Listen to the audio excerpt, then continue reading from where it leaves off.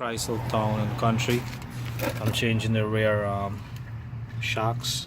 This is it right here.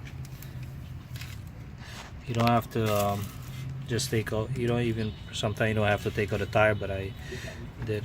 In this case, you have to. Sometimes you don't have to. You just go under the car and make sure you spray them with some WD-40. Okay, so there's an 18 mm bolt on top here and on bottom here.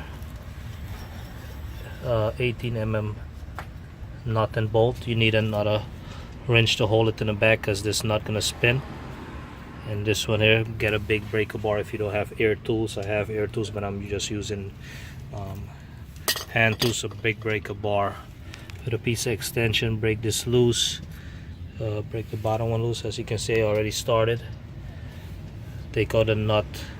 I have a open end box wrench on the other side.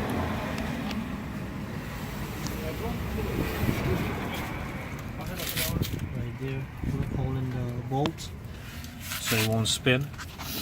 And then you take out these two, put your new one in.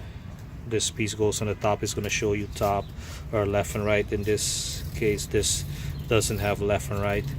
And then you want to put one side, the bottom side, in. Screw it on a bit, and then clip this.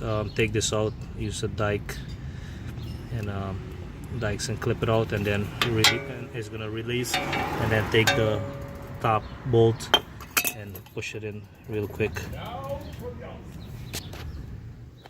And that's it. Passenger side is the same. It's simple. This is just shocks. It's not hard to do. Make sure you put a jack stand. Also have a jack stand more in the front. And safety first. Put everything back together, make it nice and tight, and that's it. If you like the video, click like, thumbs up, share the video, subscribe to see more videos, leave a comment down below, and thanks for watching. So you're adding it?